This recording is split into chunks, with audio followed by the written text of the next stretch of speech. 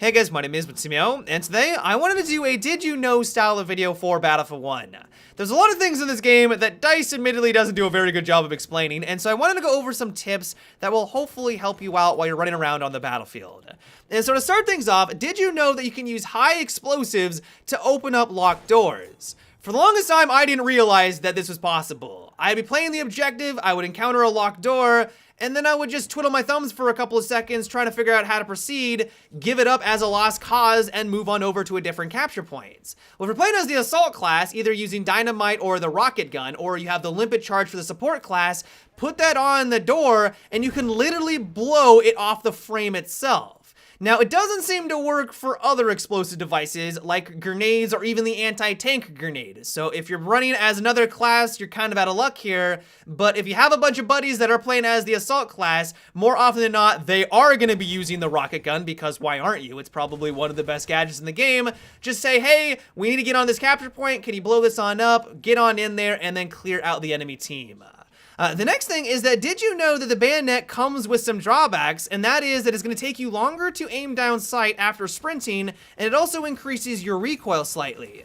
If you didn't realize this was a thing, I don't blame you because the game doesn't tell you this. When you go on over to the customization and select the bayonet, it just tells you that this is an option that will allow you to charge into the enemy and take them out. It doesn't seem to want to mention the fact that it has these negative attributes. When we move on over to an article, though, that DICE released a while back where they talk about the bayonet, it clearly states that, yeah, it has these negative attributes. And so if you're someone who likes to play aggressively, you like to sprint around a lot and have that more aggressive play style, or you just don't find yourself really using the bayonet very often, I recommend that you take it off of your guns. You're not going to notice a significant difference. It's not going to be like night and day. All of a sudden your recoil is magnificent. It's not like all of a sudden you're just going to be able to mop the floor with the enemy. That's not really going to be the case here, but it is going to give you that slight advantage. Your gun is going to be at least a little bit better, and it will win you some firefights.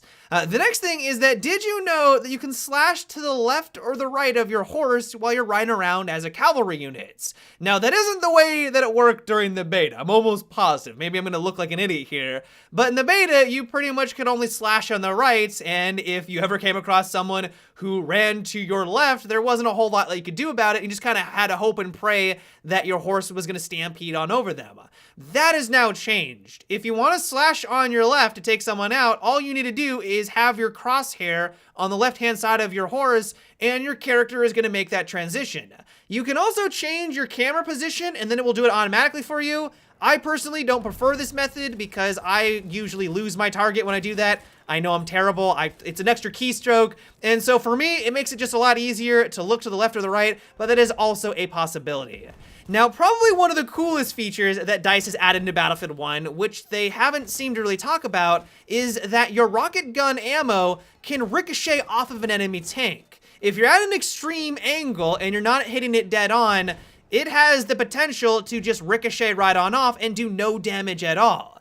Now, it's hard to say how much of an impact this is going to have on vehicle warfare. I'm sure there are going to be some tank drivers out there that can master this mechanic. They will be able to figure out how to position their tank in such a way where if they do come in conflict with someone, it will have a higher probability to ricochet, making sure that they take less damage in general. There are going to be tank drivers out there that can master this, but more often than not, this is just a really cool mechanic that they've added into Battlefield 1. Not only that, but they've just simply made tank combat a hell of a lot more dynamic in this game. There is the ricochet effect, but there's also the ability to focus fire certain aspects of the vehicle to disable them. If you're fighting against a landship tank, one great tactic is simply just to focus fire one of the cannons and disable it. As soon as you do that, that tank is very vulnerable. They need to be able to shoot on the left and the right. Like, that is what the power of the landship is all about. And so as soon as you do so, just use that to your advantage. Chill out on the right-hand side of the tank. They can't shoot you anymore. And because it is so encumbersome, it is a very slow-moving tank, the only way they're going to be able to deal with you is to jump on out, and that, of course, is going to leave them vulnerable as well.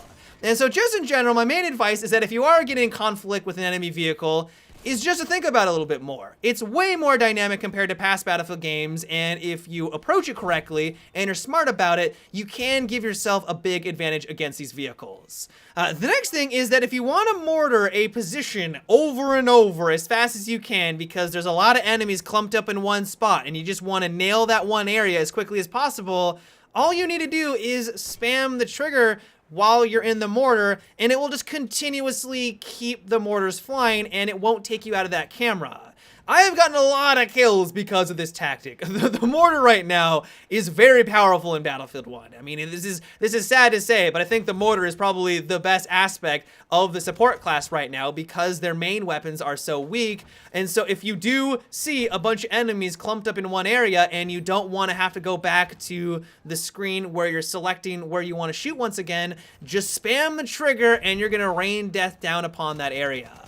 The last thing I wanted to mention before I take off for today, which I know is going to sound pretty basic, but I'm mentioning it because I don't think many people take advantage of it, is that if you're dead and you're kind of sitting there waiting for revive, you can look on the left-hand side of your screen and it tells you if any medics are nearby and how far away they are from you. If you see a medic in that left-hand corner, give them a couple of seconds. They're probably busy either healing, reviving someone else, or taking out the enemy that initially killed you. Don't just immediately go back to the spawn screen. I cannot tell you how frustrating it is to play as a medic and have this happen over and over and over again. And the funny thing is that it just hurts the player who's doing it. If you just waited a couple of seconds and let them do their job, it doesn't count as a death. Like, if you're someone who cares about your kill-death ratio, and I know people will mention in the comment section, oh, Battlefield, it doesn't matter about your KD, but if you're someone who does care about that stat, and I know a lot of people out there do care about it, just give it a minute. You can even wait 10 to 15 seconds for the medic to get their job done and come on over, and you're gonna be back up on your feet. And so I realize that this is a very basic tip. All I can say as someone who plays as a medic a lot is, please just be patient. It benefits you, it benefits me, and it's gonna help our team win the rounds. But yeah, guys, that is about it for today's episode of Did You Know? I hope you enjoyed. Let me know if there is anything in the game that you think is noteworthy. There's a lot of small aspects of Battlefield 1 that DICE doesn't really do a good job of explaining, and so if there's some tactic or there's some aspect of the game that you find to be very helpful but not many people know about, let everyone know down below. I am learning things new every single day in this game. We're all learning here, and so if you have any helpful advice, let everyone know. But yeah, guys, until tomorrow, have a good one, and take it easy.